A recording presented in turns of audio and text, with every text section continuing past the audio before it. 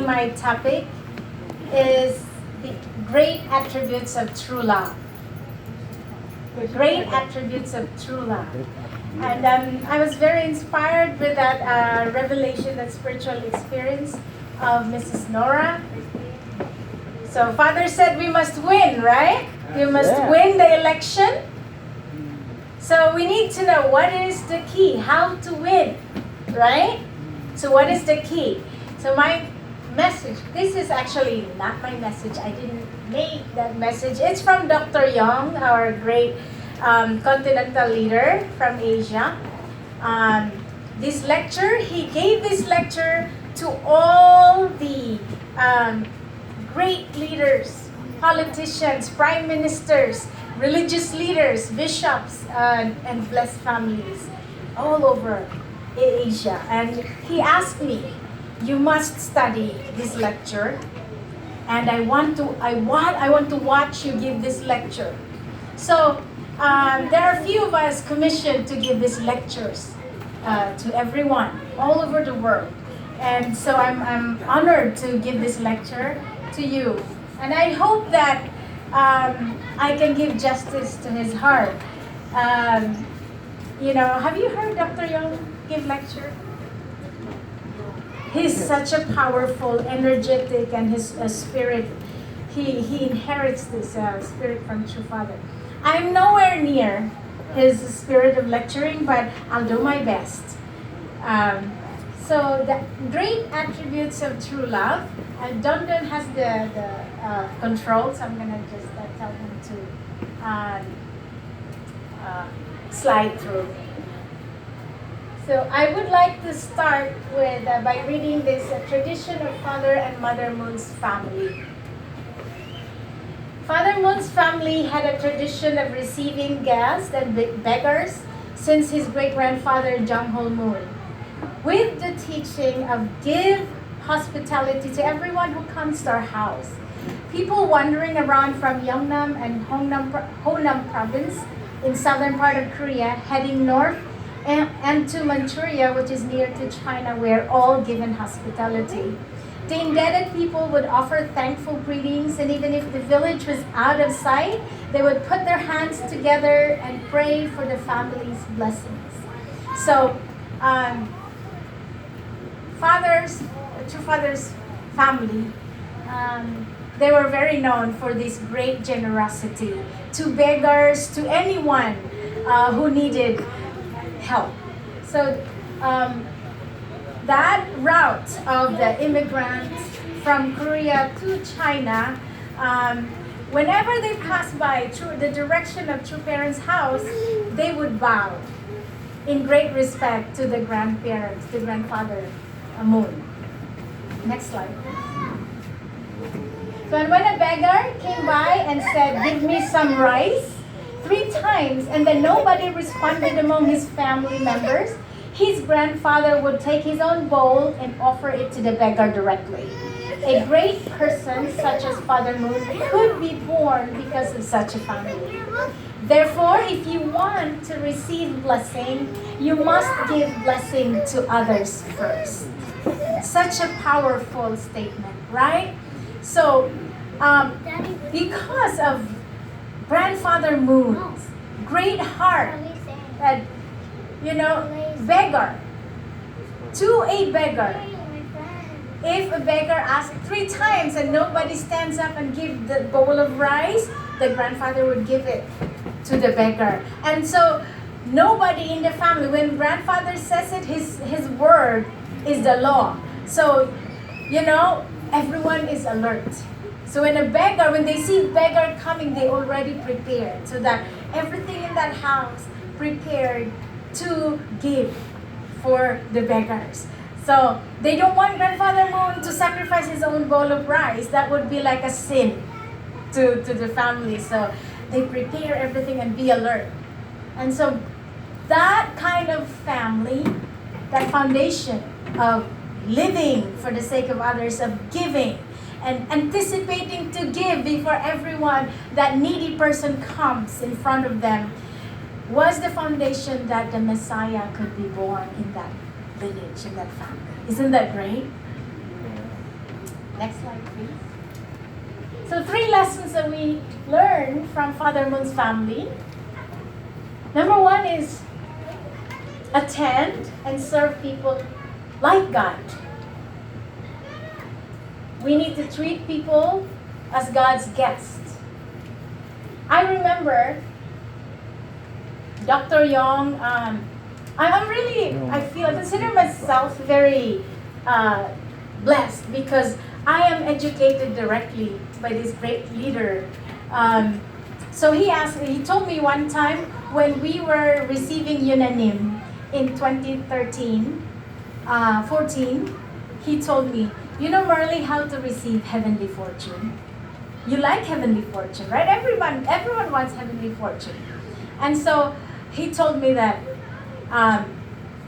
one way of receiving heavenly fortune, that eternal heavenly fortune, is when you have a guest. You attend this person like God. From the very beginning, from hello to goodbye. It doesn't matter how long. Usually when we have a guest, the Filipino way is hospitality. Even we give our master's bedroom to our guests, right? But people, they are happy to receive guests like 1 day, 2 days, 3 days, but past 3 days, it is so difficult to maintain that same standard of heart, right? So after 3 days, guest and fish smells the same. That's what they said in my socialite friends. They said after 3 days, guest and fish smells the same. So, but Father Moon said, we need to treat our guests like God. Okay? So number 2, if you want to receive blessing, you must give blessings to others first. In Matthew 10:42, it says, if anyone gives even a cup of cold water to one of these little ones who is my disciple, truly I tell you, that person will certainly not lose the reward. Pastor EJ's message last week, right? The poor who don't have that much to offer, but even that a very small amount of money, if it is given, if it is everything that that person had, and it's being offered, it's more than the amount of the millions of dollars that are being offered by the billionaires, right? Yeah. Because it comes with sincerity, like giving a part of what we have. That person, I remember when there was time when I went to visit one of our blessed families in the deep rural areas in the Philippines. They're very poor. I came at around 5:30 p.m. And so they were like, they wanted to offer me something. I look around, the house a very small, like half of this room, the size of their house. I look at their kitchen, no fire, cold.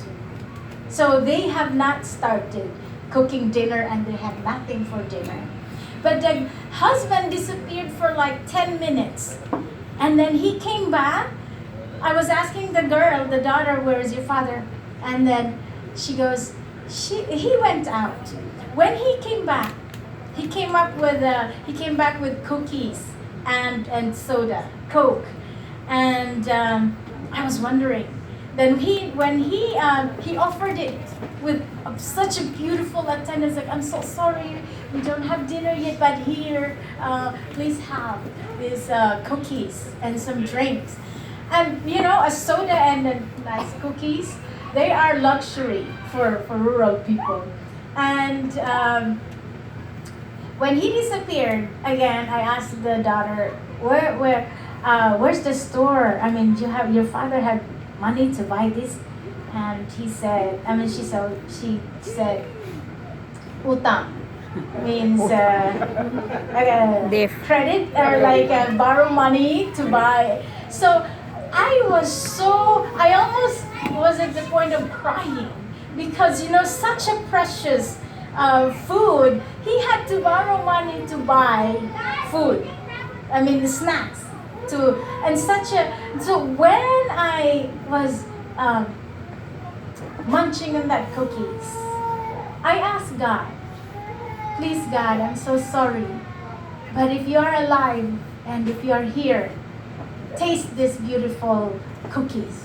That's from the heart of your sons and daughters.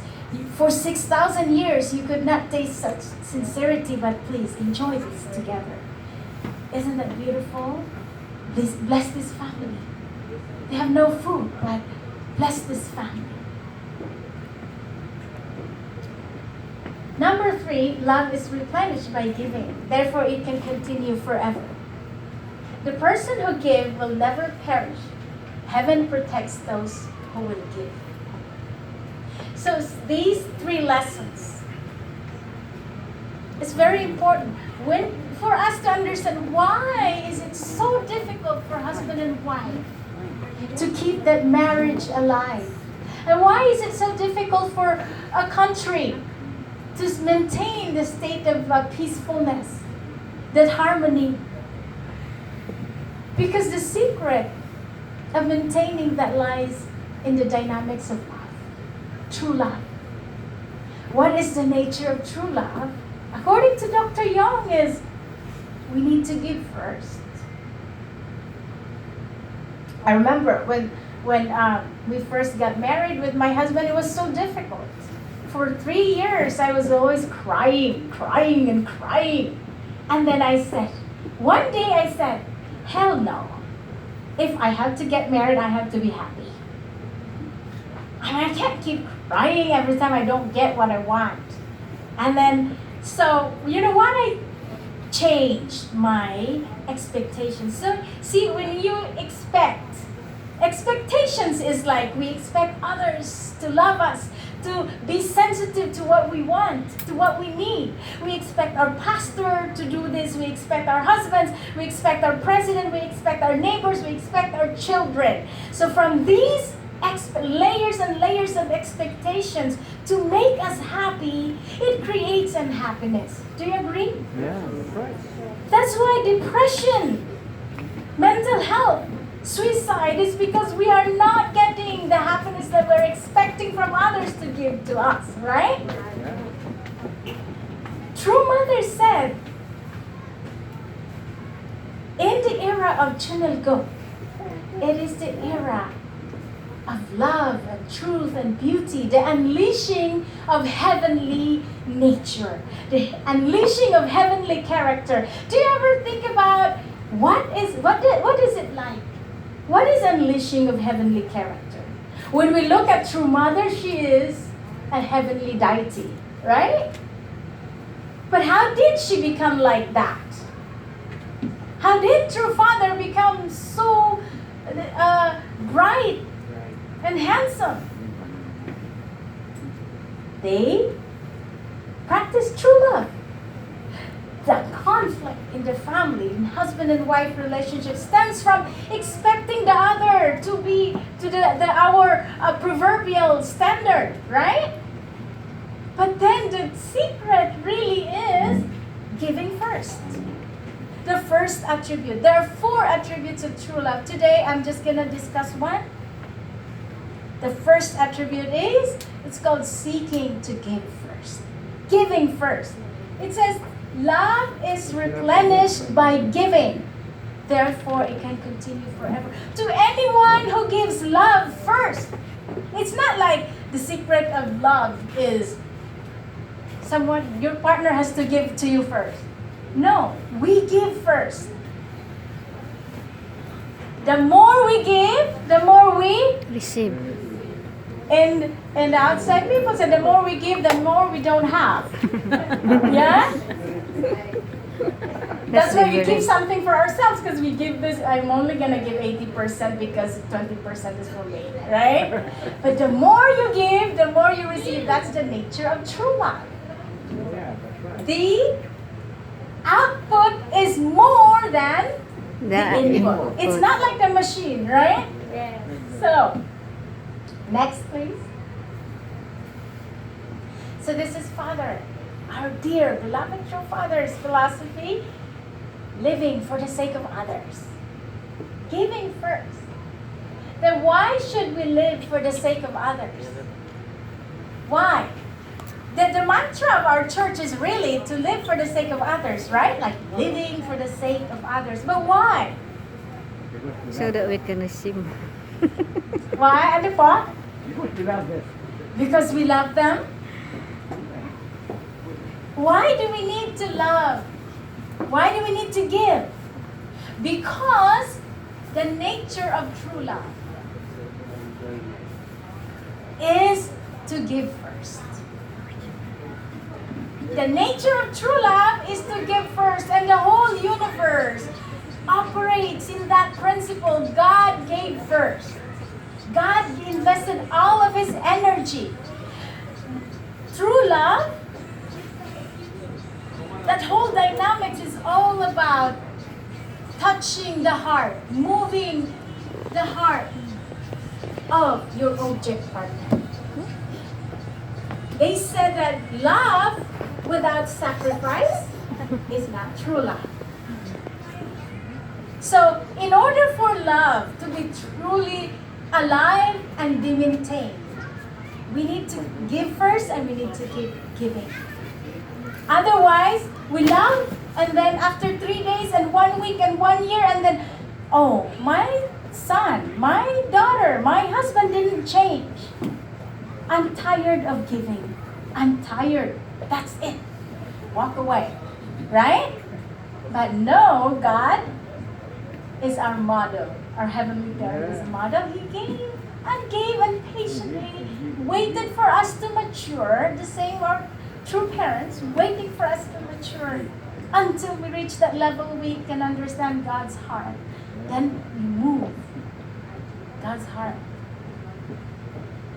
Next slide, please. So this is the nature of true love. Everyone, husband and wife, for single here, for those who are not married yet, understanding this philosophy will help you a lot in investing yourselves and in investing your heart to your partner and creating a beautiful family. A love that seeks to give and forget, and then to give and forget and give again.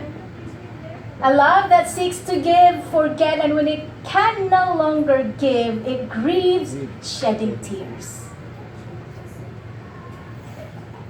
Have we loved like that? In that level? A love that wants to give first. So I ask couples, blessed families. We give this lecture actually to our blessed families before getting blessed in Philippines. We have a 2 days workshop, 3 days workshop, 1 day workshop, and we have like a half day workshop, then we do the blessing. It's very important for couples, not just to drink holy wine and do the indemnity state. There is a dynamic of love that needs a philosophy and principle that needs to be taken responsibility for seriously. We need to give them the formula. There is a formula. We cannot just give holy wine and let them drink it and expect them to be holy families right away. We need to educate them.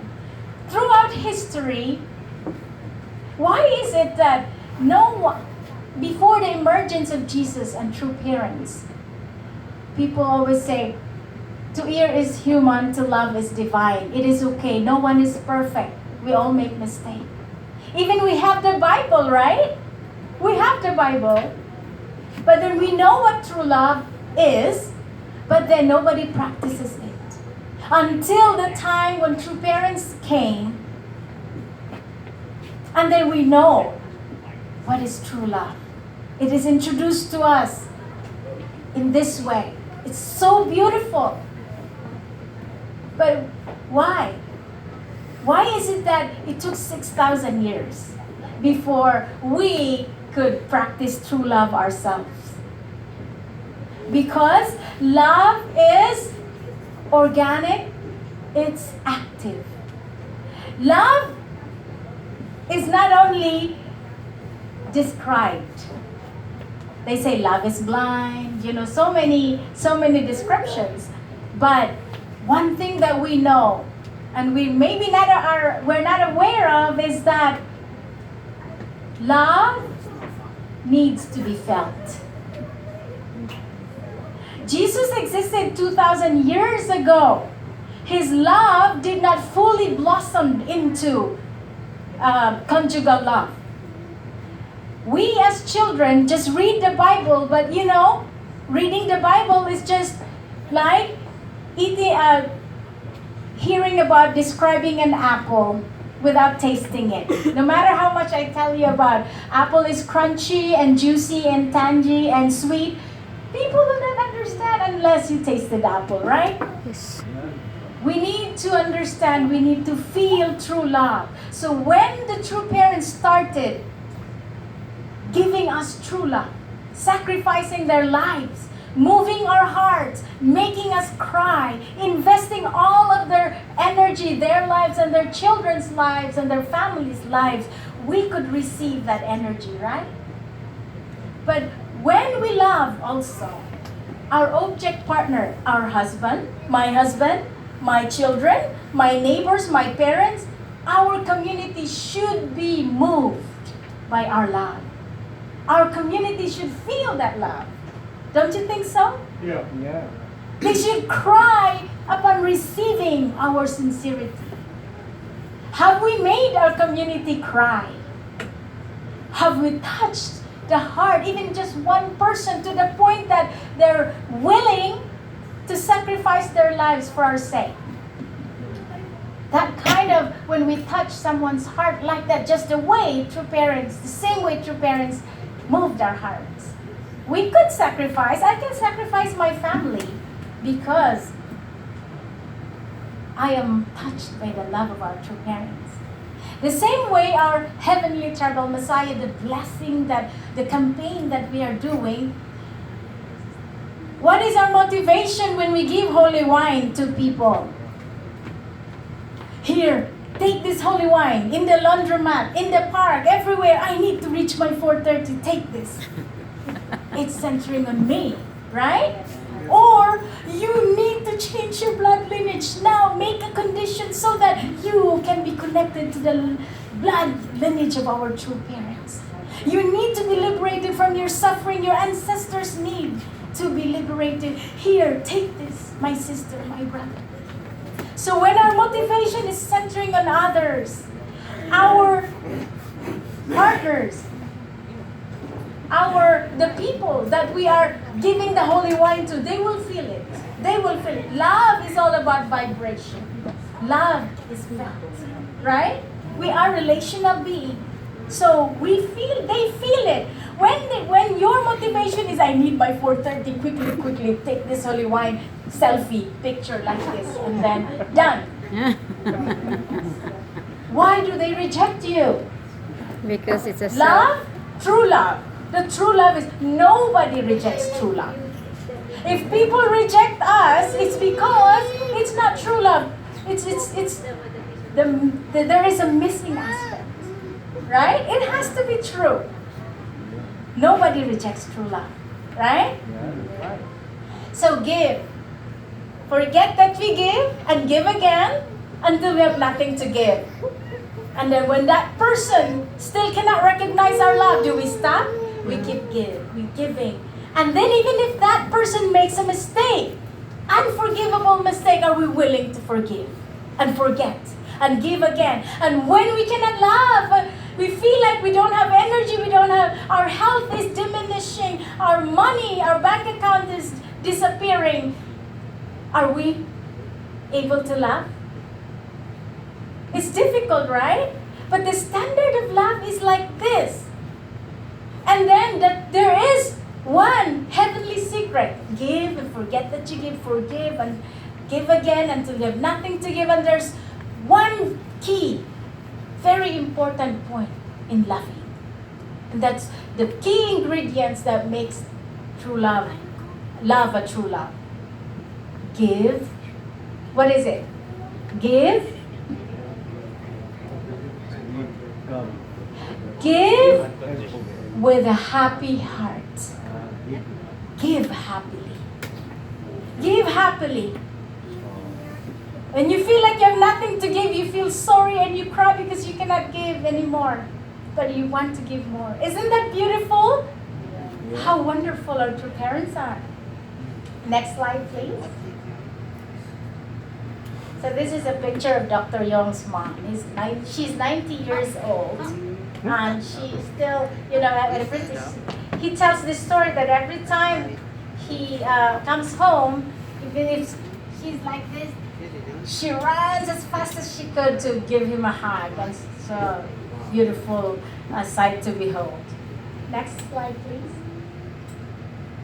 So, in order to win the election, we need to love. There's principle, there's formula. Give first and then receive later. Right? Not take first and give back later or forget to give back. Yeah?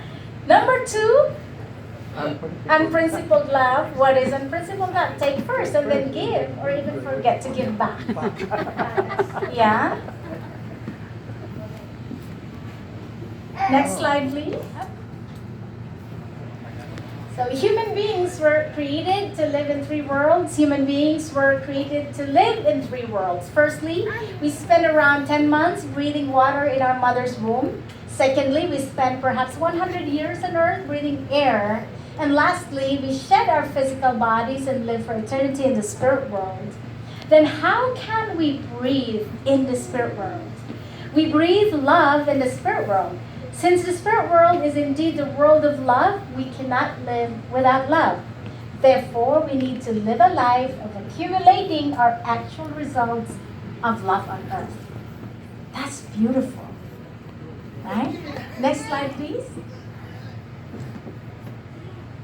So, then why is giving first and how to gain eternal life? It was answered earlier, right? Why do we give first? Why do we give first?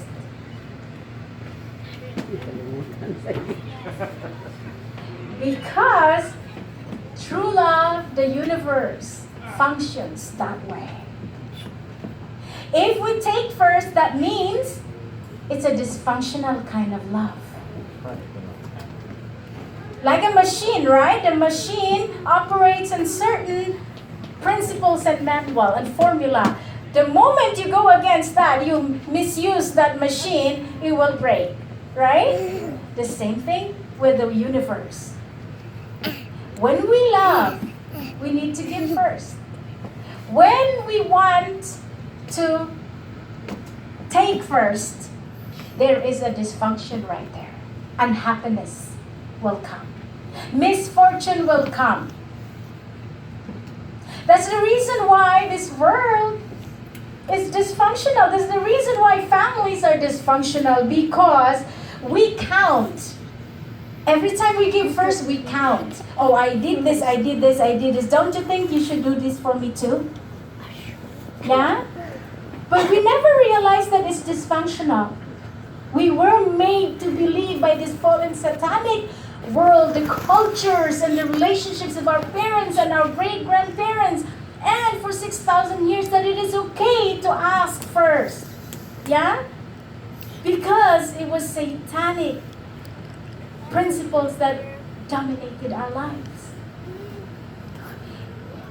True Father said, all of our beings, the whole being from the tip of our hair to our toes, the end of our toes, they're wired to live for the sake of others, to serve others. The moment we violate that principle, what will happen?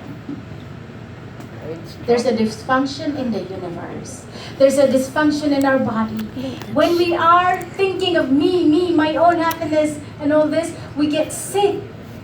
We get sick to our stomach. Then our bodily functions, our cells in our brain, our heart starts to get stressed. And then we get sick.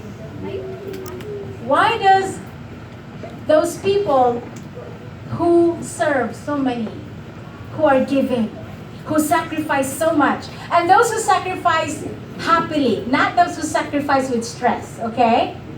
Not those who sacrifice with by duty, but those who sacrifice with love, sincerity, and happiness. Why do they look like they're 10 years, 15, 20 years younger? And their aura is so bright. Because they're following the formula of the universe. Watch yourself when you give and give happily, watching your object partner grow, thinking of how to make your object partner grow beautifully better than you. Then before you know it, one day, 1 week, 1 year, 10 years, you will come to realize that you have grown so beautifully, even if our external physique is not that great, so. We're not that gifted, but then our aura, our beauty shines through. Yeah? Have you met those kind of people? Yes. Yeah? We are so lucky. We are so blessed that our environment, we practice and we try so hard to be like that, right? Because we have a model like true parents. But what if you were one of those multitudes out there waiting to know divine principle and waiting to get blessed? All their lives is all about me first, depression. But we are lucky, right? Isn't that amazing? Next. This is my favorite part. Okay, this is a true story. Husband. One of the VIPs